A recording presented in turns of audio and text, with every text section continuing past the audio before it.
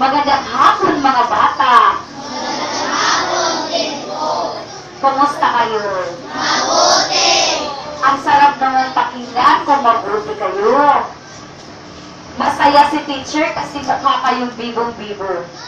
Okay, para kay teacher, ako'y nagagalak sa hapon ito dahil ang hapon ito ay pinaka-espesyal. Bakit?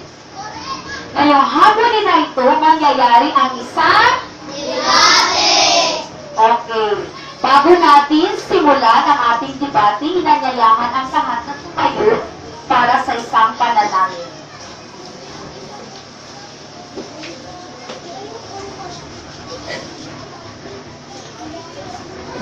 Ama, Anak, Espiritu Santo. Panginoon, salamat po sa hapon ito, sa bigay na biyaya. O ikabukas mo ang pasalamat. Ama, gagayan ito kami upang matagumpay ang debate na gagawin namin ngayong hapon. Bigyan niyo po ng lakas ng ang bawat speaker ng iyong bahaya, ang kanilang ideya at itsura. Sa isyong tatalagayin, ito'y dinadalangin namin sa ngalan ni Kristo Jesus.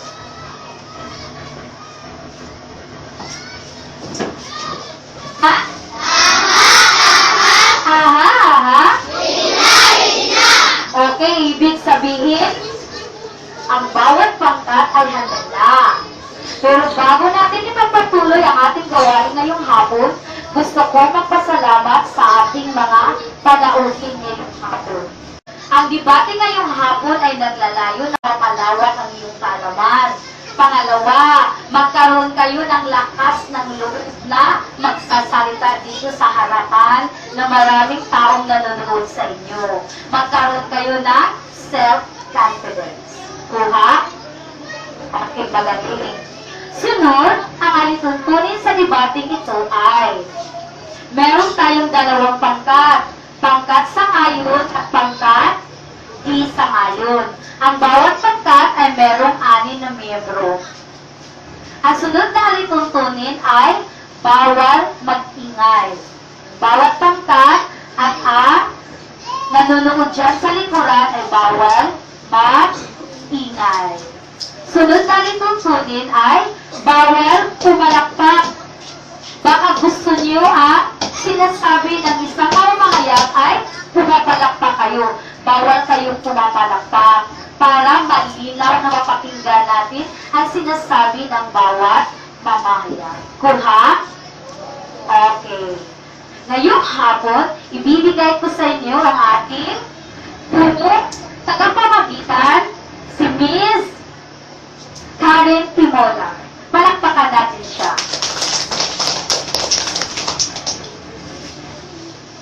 Magandang hapon sa lahat. Tunghayan natin ang debate ng dalawang pangkat topikong paggamit ng cellphone sa paaralan. Nakatutulong, sang-ayon, di sang-ayon. Para sa pangkat sang-ayon, narito sina Apple Escultor, Angel May Acorado, Lester Michael Estal, Noelen Vertical, Scarlett Borja, Jinder Gromia.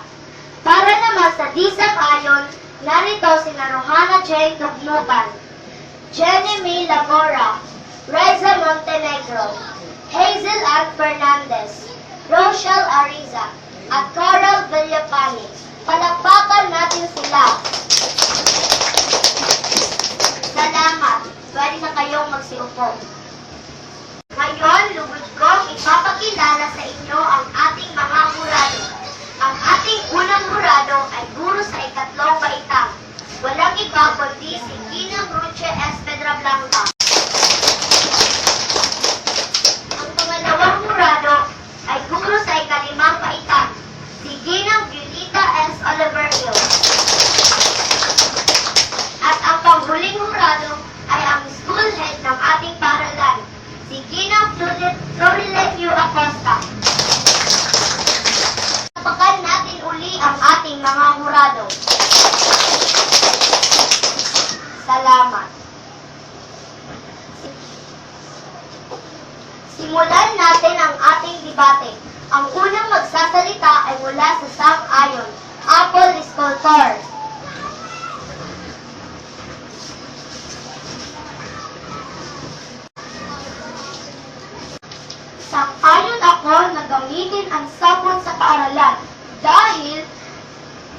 21st century learners na tayo. Kailangan oriented tayo sa mga gadgets. Kung ipagbabawal ang paggamit ng cellphone sa paaralan, paano tayo matuto ng ibang gadgets? Cellphone na nga ang kupad-kupad natin mag-type ng message. Paano na kung computer at laptop? Baka mapawisan tayo sa kaba. Ang susunod mula naman sa Disang Ayon, Rohana Jane D. Dugnutan.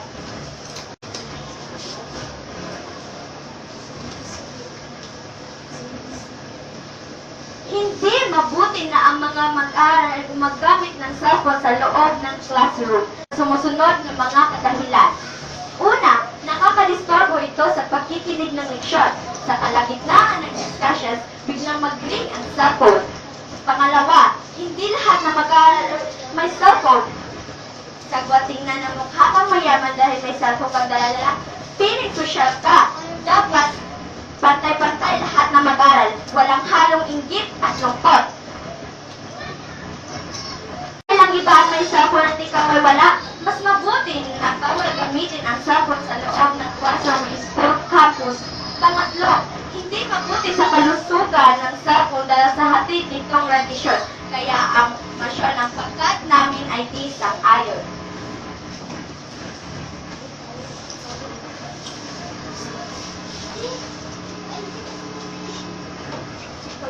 Ang paggamit ng cellphone ay nagkakatulong upang tumalin tayo ng gusto. Maraming application sa cellphone na helpful sa learning. Example, dictionary. Ang paggamit ng cellphone ay nagkakatulong upang tumalino pa tayo ng gusto. Maraming application sa cellphones na helpful sa learning. Example, dictionary. Instead na magbili at magdala ng dictionary araw-araw, mas mainam cellphone na lang.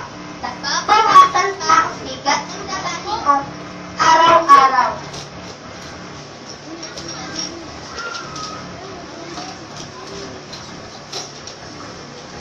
Ako ay tatayo para ipahayag ang aking opposition ng katayuan.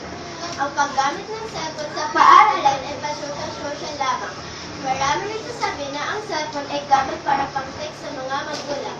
Ang totoo nun, hindi mag-reply sa text ng magulang. Kung mag-text man ay tamad. Kaya shortcut pa ang baybay sa piling ng mga salita. Kaya hindi ito nakatutulong upang matalino ng gusto ang mga mag-aaral. Kaya di sang-ayon ang motion ko.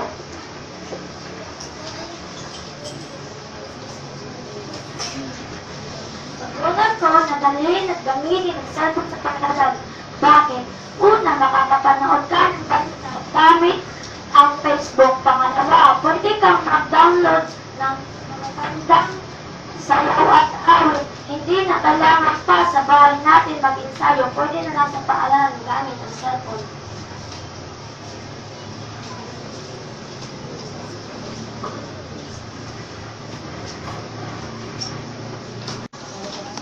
Paggamit ng cellphone ay dahil gastos lamang. Kailangan mo mag-look palagi upang update sa mga pangyayari sa social media. Minsan, magsisinungaling ka sa magulang mo na may project para lang mabigyan ng pera. Kawawa ang mga magulang na maghapon pumayod sa gitna ng sakahan.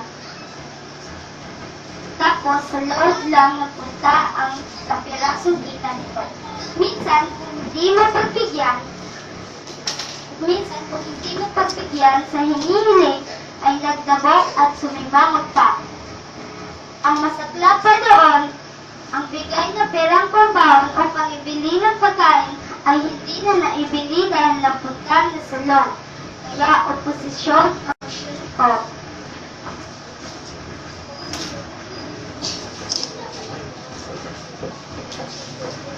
Ngayon ay ang rebuttal round na mula sa Speaker 4 to Speaker 6. Unahin natin ang Speaker 4 mula sa Sang-Ayon, Novelan P. Vertical.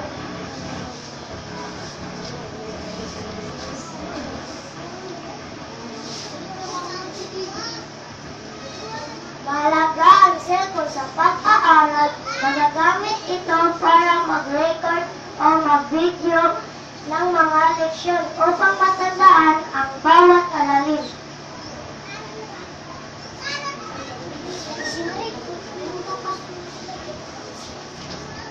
Tungkol kontrahin ang sinabi ng speaker 4. That cellphone is useful for recording purposes. Ibig sabihin, tamad kang estudyante. Paano ka makakonsentrate sa discussion si teacher? Panahawak ka lang ng cellphone mo sa kabibideo ng lessons natin. Pangalawa, nakawala ka ng respeto sa part ng ating guro. Tayong mga Pilipino ay tatak na magalang. Kailangan natin ito may pakita sa araw-araw nating gawain.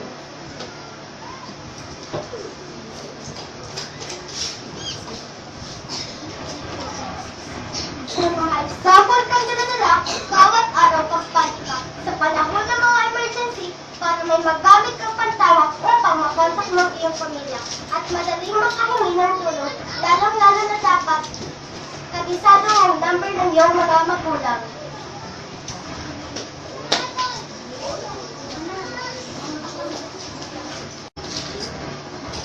Hindi ako pabor sa rason ng Speaker 5 na kailangan magdala ng cellphone sa paaralan para sa case of emergency, makontak ang magulang. Bakit? May cellphone number naman ang guro natin sa ating mga magulang. At ang ating mga magulang may cellphone number din ng teacher. Pwede naman makisuyo tayo kay teacher o kay teacher na lang tumawag ang ating mga magulang.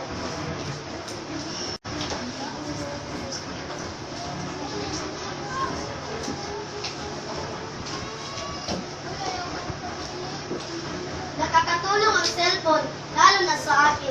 Habi ko mag-take ng picture. Paano ko mapaunlad ang aking hilig kung ayaw itong ipagamit sa paaralan? Kaya sang-ayon ako na gamitin itong cellphone sa ating paaralan. Kung sasabihin mo Speaker 6 na kailangan mong dalhin ang cellphone para makapag-practice ka sa pagkuha ng pictures, palusot lang yun. Bakit? Beauty spot pa ang paaralan natin? Wala namang chocolate sales at huragan sa school natin. Aminin mo na lang na mahilig ka mag-picture. Sa pagkakataong ito, pakinggan natin ang final statement mula sa makatindang panig. Unahin ang mula sa pangkat sang-ayon, Jeter Gromia.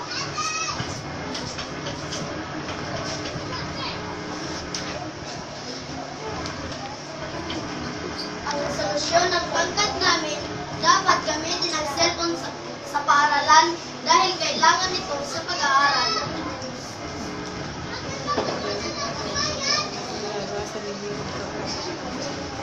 Ang resolution ng pangkat namin ay hindi dapat gamitin ang cellphone sa paaralan dahil dito mabubuting hatid nito sa mga mag-aaral tulad ng nabanggit ng mga kasamahan ko.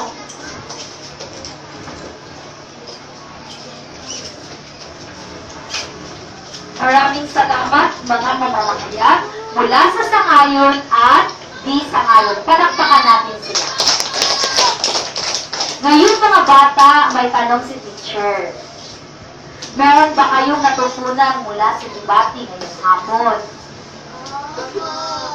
Wala? Lakasan nga? Okay, magaling. Then, gustong marinig ni teacher at ng iba pang nandito kung ano yung natutunan ninyo sa hapong ito sa ating debate. Grace Ann. Ang natutunan ko sa debate ngayon na ang paggamit ng cellphone ay may mabuting maibigay sa mga mag-aaral at masamang dulot nito. Salamat sa iyong bigyan. Meron siyang natutunan ng paggamit ng cellphone, merong mabuti at di mabuti na may bibigay sa mga mag-aaral. Sino pa merong sagot dyan?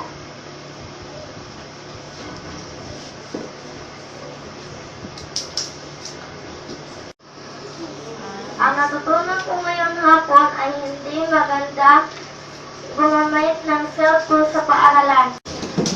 Salamat sa mga sagot ninyo.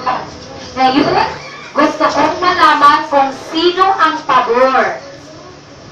Mula dito, sino ang pabor para sa sang-ayon na ang paggamit ng cellphone sa paaralan nakatutulong? Pumalakpak! Malakas. Sino naman ang di pabor? Sino ang di pabor para sa hindi gamitin ang cellphone sa paaralan? Malakas din. Ngayon, gusto kong malaman. Dito na pangkat.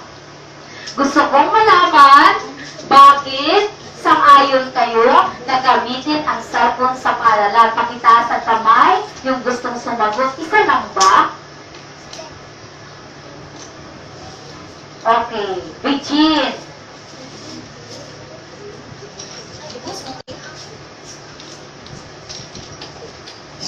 Pabor ako na gumamit ng cellphone dahil ang mama ko nasa abroad at dapat dala-dala ko ang cellphone dahil kung tatawag siya, madali ko lang siya masagot. Magandang sagot. Sino pa dyan? Merong sagot na pabor siyang gamitin ang cellphone sa paaralan. Sino pang pabor na dalahin at gamitin ang cellphone sa paaralan? Itaas ang kamay. Dito na, Marty. Okay, lumapit kay teacher ang gustong sumagot. Wow, ang galing naman. Dalhin ang cellphone dahil gusto kong magbasa ng dictionary. Okay, meron din siya. Opinion. Sino pa? Wala na ba? Dito na bangkat. Meron pa? Lumapit dito kay teacher.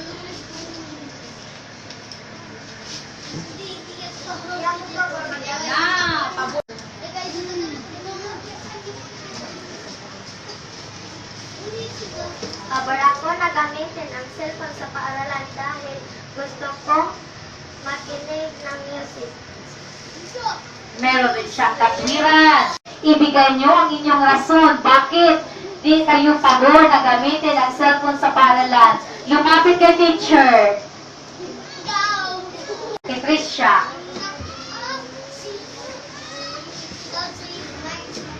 Ako pabor magamit ang cellphone kasi makikinig ko Meron din siyang rason.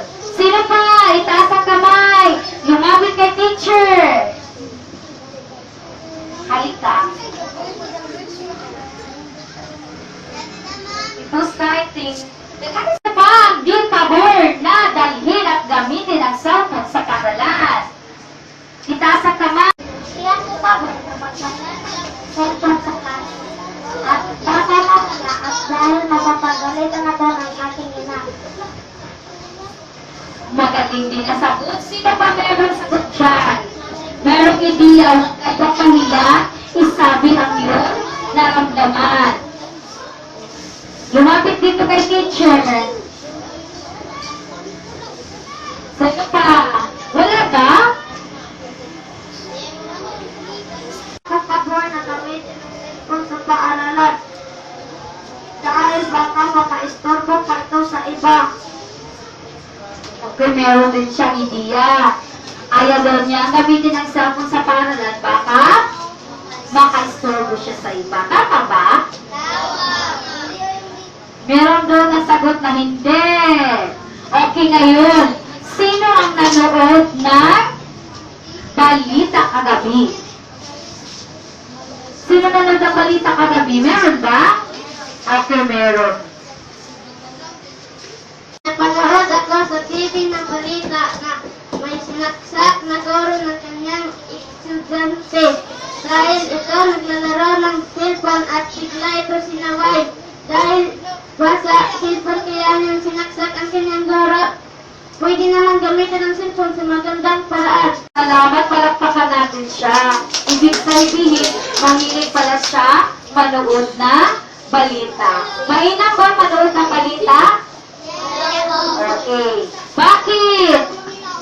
Para?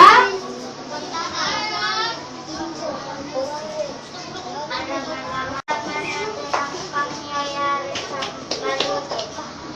Okay. Mulang may ka mo natakot. Nung nakita niyo ang isang balita, anong naramdaman niyo mga bata? Husga niyo, di ba wala din? Nanginginig ka na, nga di natatakot. Okay. Noong narinig at nakita ninyo ang balita sa TV, anong naramdaman niyo? Natatakot? Bakit?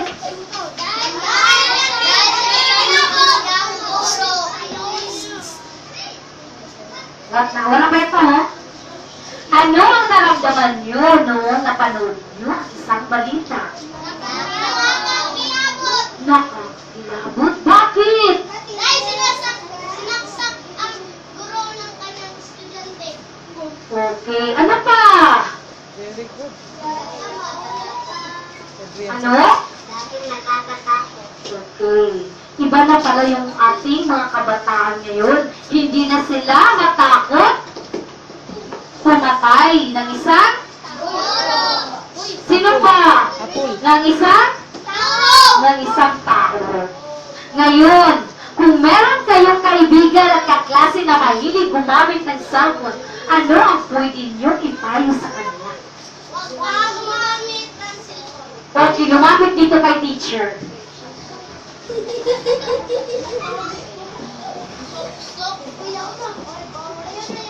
Bigay ko na lang ang cellphone ko.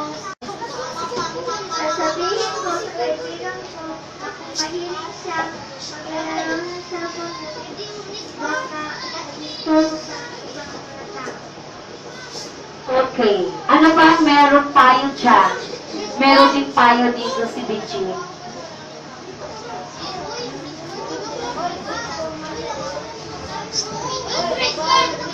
Si Dennis ka lang. Sasabihin ko sa aking kaibigan na hindi na magklase, ibigay ang cellphone sa teacher. Tapos pagka-uwi, kunin na sa teacher. Ngayong hapon, pakinggan natin ang sasabihin ng ating punong guro kung nasisiyahan ba siya sa ating debate ngayong hapon. Palakpakan natin ang ating punong guro.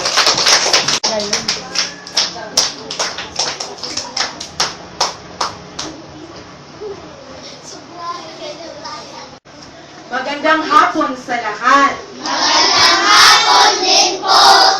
Congratulations sa lahat ng pangkat. Pangkat sang-ayon at di sang-ayon. Salamat po! Ako ay nagagalak sa iyong performance dahil lahat kayo ay may kanya-kanyang opinyon sa paggamit ng cellphone. Ang cellphone ay nakakatulong sa paaralan kapag ito ay ginagamit sa tamang paraan. Isa-isip ninyo at isa sa buhay ang iyong natutunan sa debating ito. At magpapasalamat tayo kay Teacher Annalyn Suarez nang dahil sa kanya, nagkakaroon kayo ng pagkakataong ito or nararanasan ninyo ang pagkakaroon ng debate. Maraming salamat sa lahat.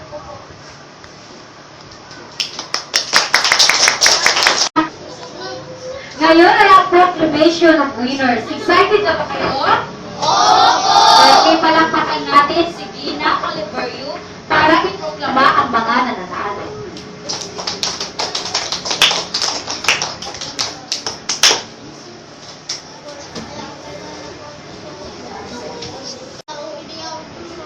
Good afternoon. Good afternoon, sir! Okay, at long last, natapos rin ang ating debate sa hapon na ito. My part is to give the verdict kung sino yung pinaka, the best, the better.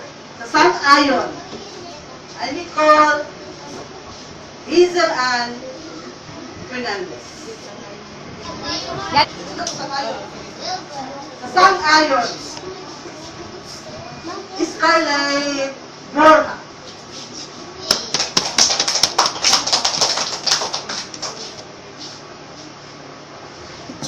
Sa di sang-ayon, Hazel Ann Fernandez. Congratulations.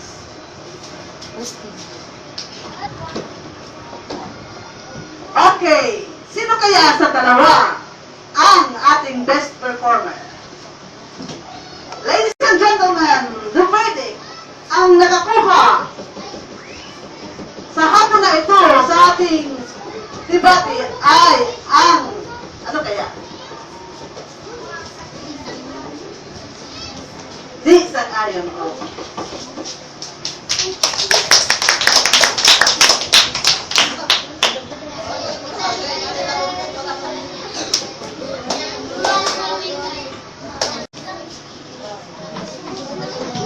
Maraming salamat at congratulations sa lahat.